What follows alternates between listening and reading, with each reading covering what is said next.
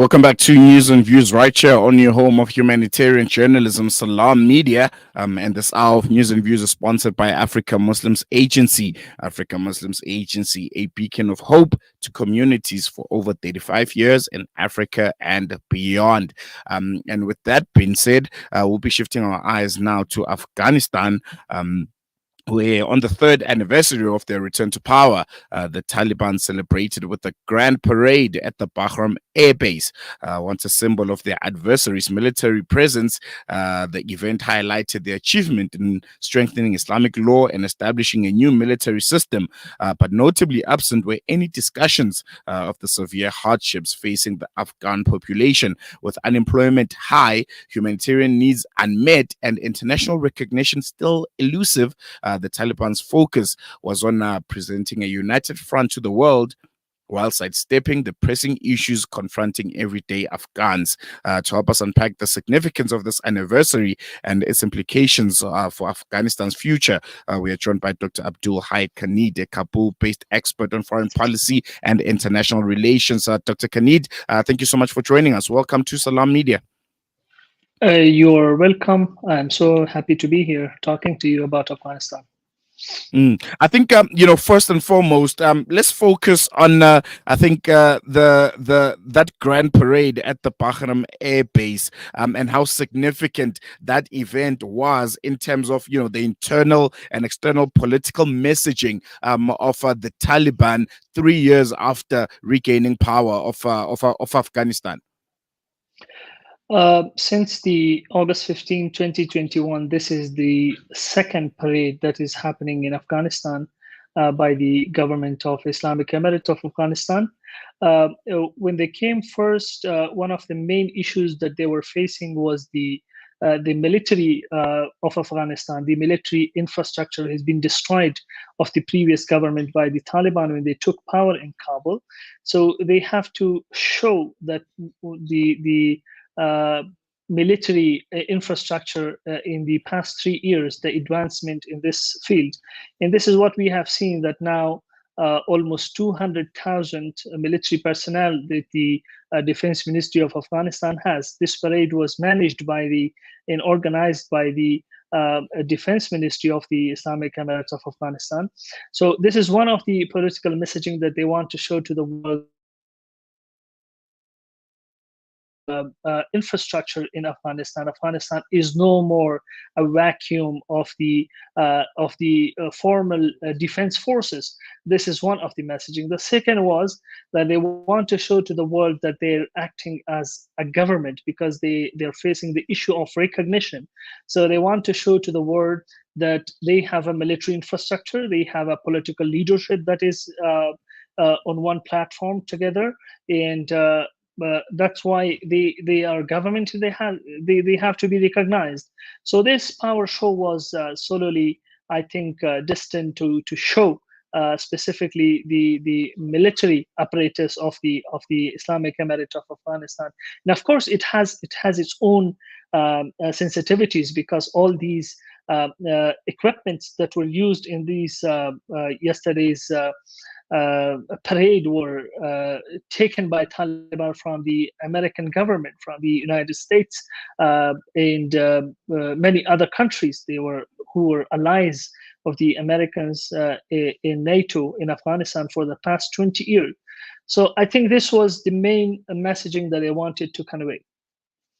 And just still sticking with that theme, the celebration focus, I think, largely on some of the achievements that the Taliban has gotten since taking power. Number one, strengthening Islamic law, Sharia law, and also showcasing military hardware, as you mentioned.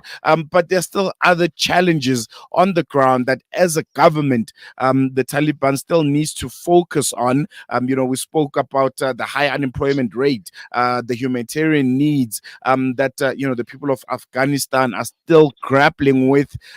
What does this reveal about the Taliban's priorities and their approach to government? Not just only focusing on the military aspect of it, but also governing, being a government that has certain responsibilities to its populace. Uh, Mentioning the advancement of the government in the past 3 years in the achievement they had, it is not just military. I think there are some others that we can note here.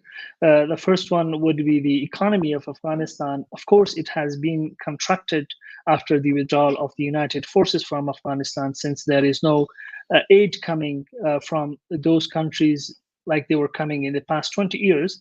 It is a fact. But of course, they have maintained to stabilize the currency in Afghanistan, to at least uh, uh, have the system, economic system in place, and do not let it completely destroyed. This is an achievement. The second one is the unity among the nation, because one of the problem in Afghanistan for past 20 years was the distribution of power among warlords. It is first time in the history of Afghanistan for past 40 years that we have one government in place in the center of Kabul. And whatever it does, it does it as one entity, one political unit. That's another achievement. And the third achievement, of course, is the security in Afghanistan, which we had none for past 40 years. And regardless of these achievements, of course, we have challenges. The first challenge remain the challenge of the humanitarian catastrophe, and the unemployment, the problem of a stable economy in future. I will tell you the vacuum of the constitution that they are going to work on and come up with. So they do not have it yet.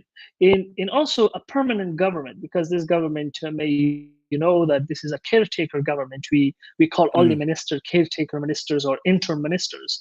So we have to have a permanent government that is based on a constitution, and that has to work for the stability of the country, whether it is political, economical, or security.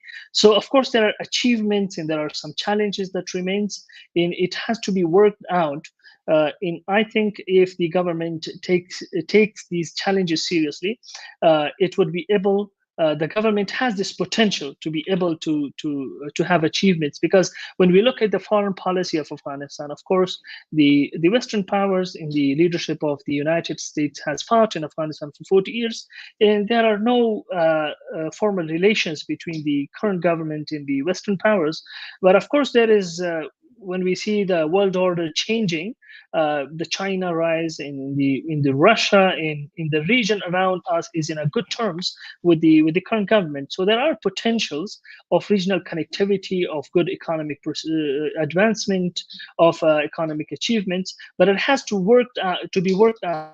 It has to be the government has to be more responsible for the region, for the countries around us, to recognize it as a formal government and start the economic relations with the current government.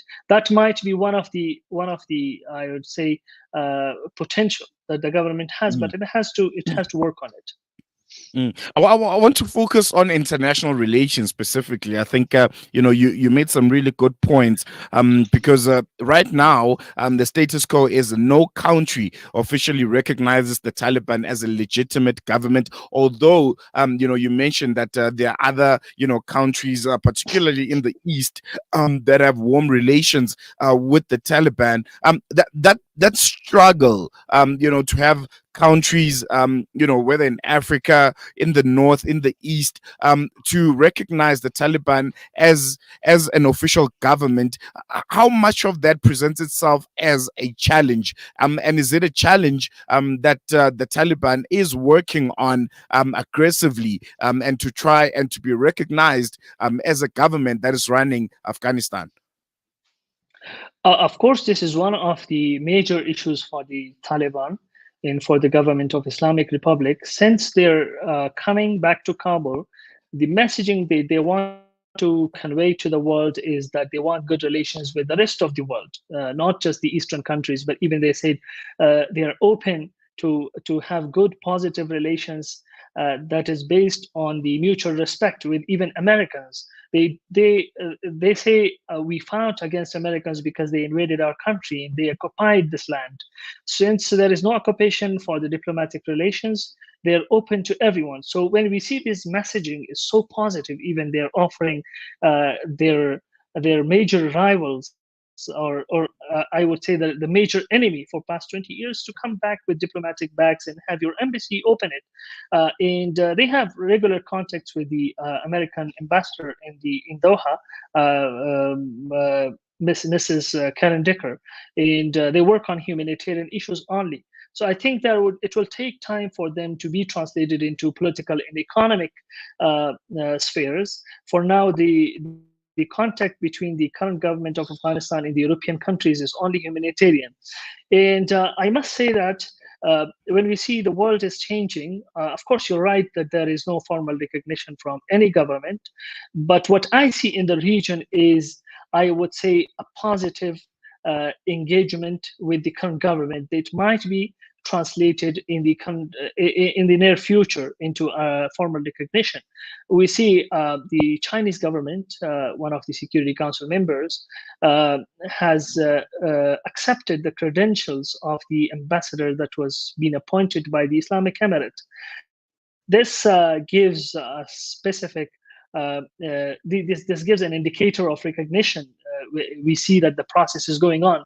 The diplomats were being accepted by many capitals. Later, the Chinese government has accepted the ambassador. In what I know is that many of the other countries in the region have offered the Islamic Emirate to introduce their ambassadors to those countries, and they would accept their credentials.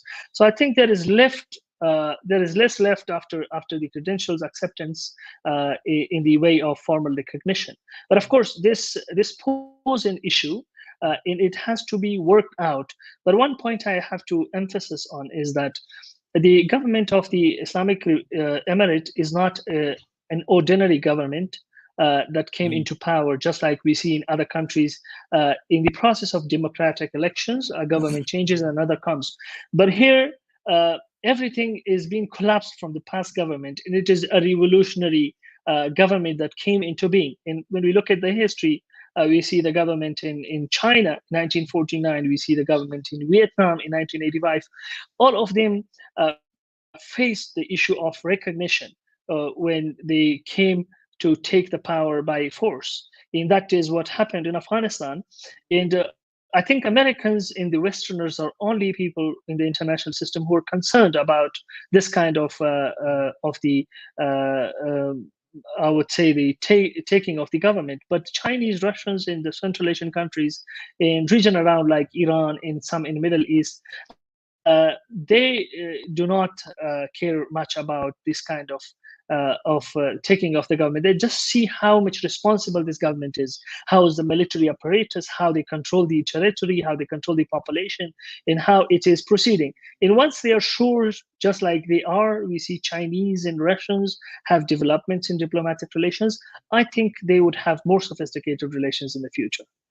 I want to now, take a look into the future. I think the first 3 years of the Taliban, returning to power, the focus I think was on establishing, as you mentioned, a united government, something that reflects, some sort of stability within the country. Trying to build those relations with other countries, diplomatic relations. The next 3 years, what do you think the plan is for the Taliban when it comes to Afghanistan? They've established that, even though it's an interim government, but it's something that reflects something that's stable. It's no longer different leaders of different groupings, but one united government that has been formed.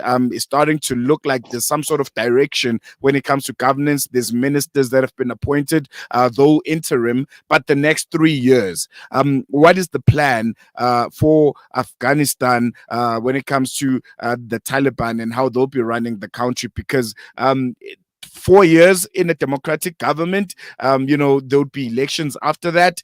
We don't know what the picture looks like when it comes to the Taliban and how it's running Afghanistan. But if you can just shed light on that a bit, the next 3 to 4 years, what's the plan?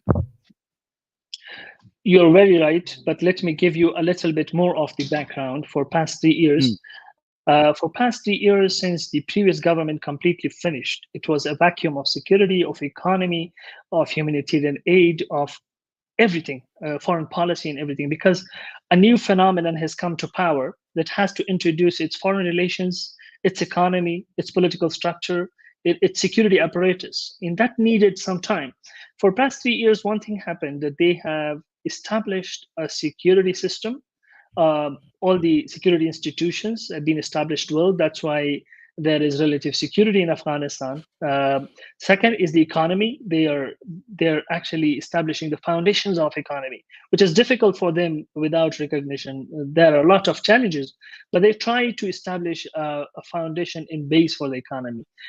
Third one was the political structure that they have introduced to the Afghan people, the government that we have, which is interim, but it has to be translated into a permanent government. This is one of the, I would say, issues that the government should work in the coming 3 years. That there has to be a constitution, and furthermore, there has to be a permanent government. That what I know of, they are working on.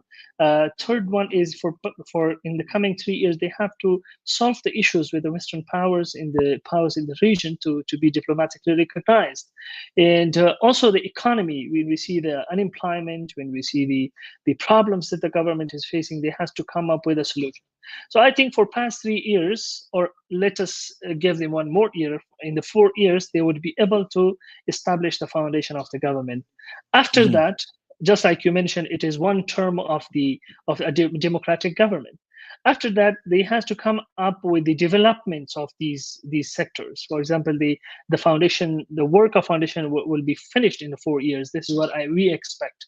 And after that, they have to come up with the development of economic sector, of the security sector, of the political system, and of the employment. They have to come up with the employment to the people, and all the welfare that the people needs now. So I think these are the issues that remains, and we would see if the government has planning for that. But that's what normally one would expect after having good foundations of the government. They have to build upon and have more developments in these sectors. All right. I think we're going to leave it there. Dr. Abdul Hai Qanit, coming to us live from Kabul. Really, really appreciate your time and your insights, and reflecting on those 3 years of Taliban rule and them returning to power. We're going to leave it here for now. Really appreciate it. You're welcome. There you have it there. Yeah, it's going to be another interesting 3 years when it comes to Afghanistan, eh? Will they establish a constitution? Will they be, elections at some point?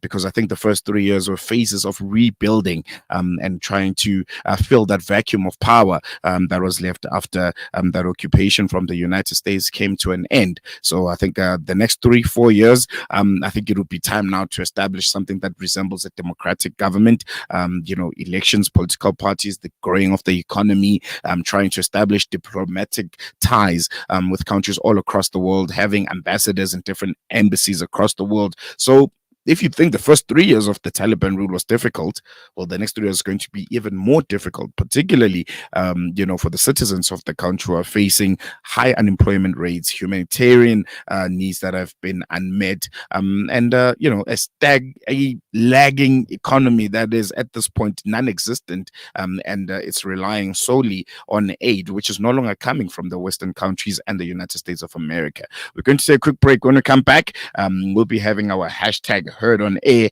where Inayat Wadi yesterday had a really, really interesting conversation with a panel of experts about France 2024 Olympics. Was it a strategic PR move to obscure colonial atrocities and rampant xenophobia and Islamophobia in France? So that was a really interesting discussion. But for myself, Salalo Makwidire, and the rest of the team, it's been a really insightful show, educative. Had breaking news: Floyd Chivambu leaving the EFF.